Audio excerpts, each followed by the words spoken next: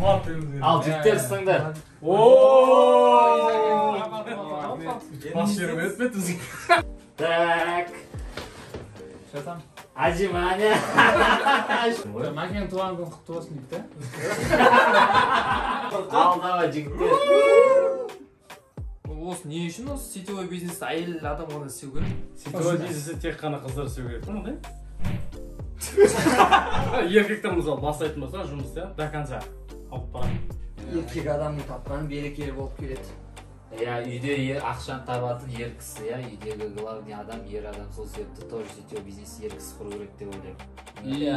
Ер кісі кірісетін болса, уже ол серьезный жұмыс та, ер кісіге қарағанда. Сондықтан елдерге дұрыс. Бізде көбінесе ер адамдар бұл сетевой бизнес әйел адамның жұмысы деп ойлайды. Оказывается, бұл ер адамның жұмысы. Жаңағы шындап айтып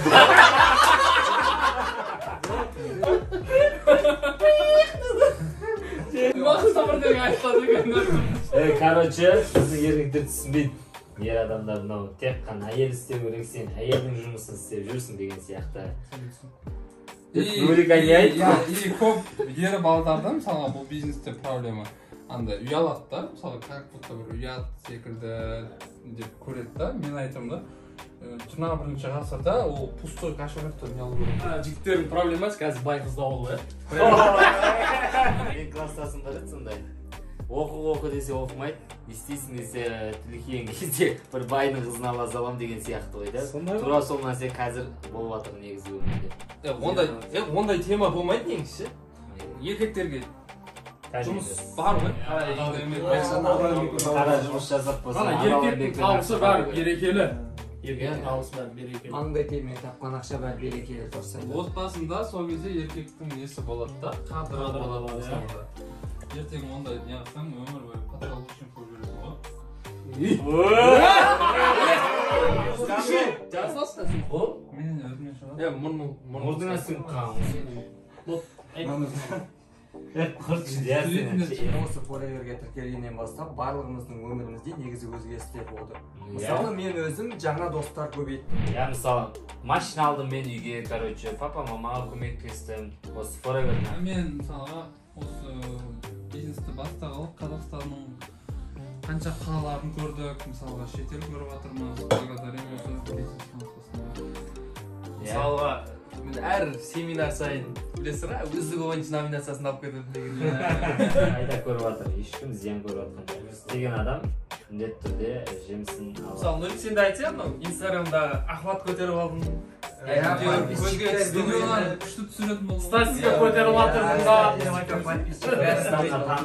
Енді бір жақсы бір айфон алсақ қой. Өзіміздің ауылға Түркістанға танымал болдық қой. Не телка, мысалы бар ғой андай, жан-жақтан үйреніп отыр. Мысалы мен Инстаграм вообще білмейтін едім. Инстаграм білмейтін, мен спонсорым арқылы Инстаграм білмейтін. Тек қана ақша табу емес, жалпы адамның өзін-өзі дамыту процесі жүріп жатыр. Алматыда такси ше, такси? Шыңғыс, иә? Ой, бераң несі болып жатыр ма?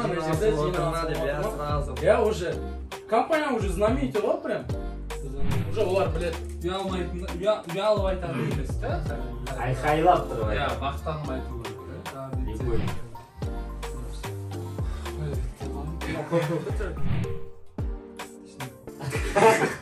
сөз шықпай қалады. Кезең бұзайын. Осын күлдіріңдерші осын. Ал жігіттер, серьезный. Бұл видео түсіруде мақсатымыз 21 ғасырдың нағыз ақша табатын бизнесі бұл форевер кәсіпкерлігі екенін айтып түсіндіру. Иә, бұл тек әйелдерге арналмаған. Біздің командамызға қосылғыңыз келсе, свайп батырмасын басыңыз. Батырмасын. Батырма емес дейді ғой. Батырма емес дейді ғой. Свайп жасаңыз. Свайп жасаңыз деп қарайды.